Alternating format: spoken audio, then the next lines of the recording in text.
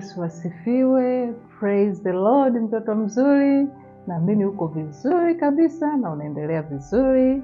Karibu tena katika kipindi chetu cha tusome na tujifunze Biblia.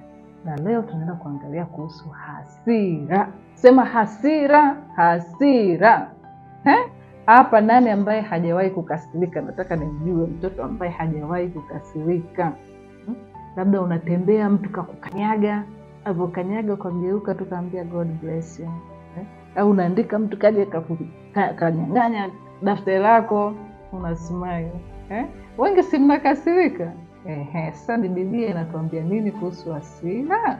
Ukienda kusoma kwenye Mhubiri sura ya 7 mstari wa 9 imeandikwa, usifanye haraka kukasirika rohoni mwako, maana hasira hukaa kifuani mwa wapumbavu. Usifanye haraka kukasirika rohoni mwako.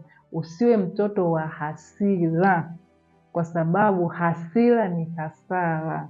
Hasira husababisha matendo ambayo sio mazuri. Ndio maana Biblia inakuambia usiwe mtu wa kupenda hasira. Sawa mtoto mzuri? Ushakuona mtu aliyekasirika? Kwa mfano mimi hapa, ukiniangalia sasa hii sura yangu, nikifanya hivi nimetabasamu, si ndio? Hapo sijakasirika. Lakini nikikunja nimekasirika, si ndio? Watu wakasirika wanakunja uso. Kwa hiyo jiangalia, ukifanyiwa kitu labda mtu amekanyaga, ukiona unakunja uso, jue hapo umekasirika. Yaani unaona ndani unakereka, kuna uma ndani, hiyo ni hasira. Na hasira sio nzuri. Kwenye Biblia tunamwona mtoto wa Adam mmoja anaitwa Kaini. Kaini na kaka yake, yeye na mdogo wake anaitwa Abel. Wakaenda wakamtolea Mungu sadaka. Wakati wanatoa sadaka, Abel katoa sadaka nzuri, Kaini katoa sadaka sio nzuri. Alafu Mungu akaifurahia ile sadaka nzuri. Kaini alipoona hivyo akakasirika. Yaani anakasirika tu, mdogo wake ametoa sadaka nzuri. Umeona? Akakasirika. Alipokasirika akakunja uso. Mungu akamwambia, Kaini, kwa nini unaghadhibika? Kwa nini uso wako kukunjamana? Yaani kwa nini uso wako umekunjamana? Kwa hiyo dalili ya kwanza ilikuwa ni uso. Kwa nini uso wako umekunjamana? Ukitenda jambo lilo jema halitakubalika. Umeona? Na kweli Mungu akamwambia uwe makini, kwa sababu dhambi inakunyemelea. Kwenye hasira mwisho wake ni dhambi. Kwa sababu mtu ukikasirika unaweza ukatenda kitu kibaya, unaweza ukampiga mwenzako, unaweza ukasema neno ambalo likamuudhi mwenzako, afu mwisho inaleta magomvi. Na tushaongea kwamba magomvi sio kitu kizuri. Kwa hiyo pia hata hasira sio kitu kizuri. Biblia inasema hasira hukaa kifuani mwa mpumbavu. Mtoto wangu wewe sio mpumbavu, wewe ni mtoto mzuri. Huna hasira. Unaona? Kwa hiyo saa nyingine kuna vitu vinafanyika vinasababisha mtu kukasirika. Kama mtu anakuja tu kuchokoza, nilipotolea mfano unaandika na nyang'anya daftari lako, unaweza kukasirika.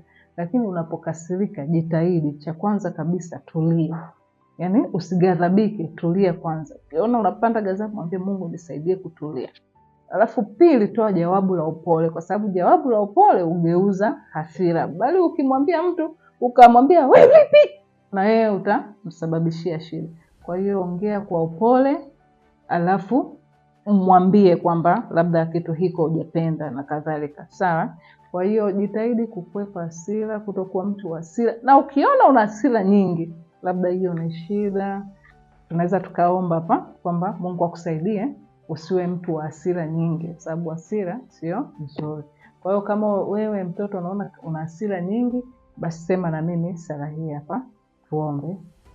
Weka mkono wako kifuani na tuombe. Sema, Mungu Mwenyezi, ninakuomba Baba, unisaidie nisiwe mtoto wa hasira, bali niwe mtoto wa furaha na anayependa amani. Katika jina la Yesu naomba na kushukuru. Amen. Sema amen, amen. Nani anaahidi kuanzia leo atajitahidi kutuliza hasira na kutokasirika bila sababu? Si ndio? Basi safi kabisa.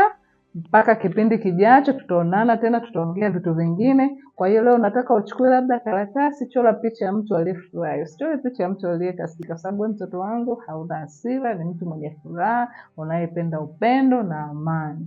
Safi kabisa. See you. God bless you. Amen.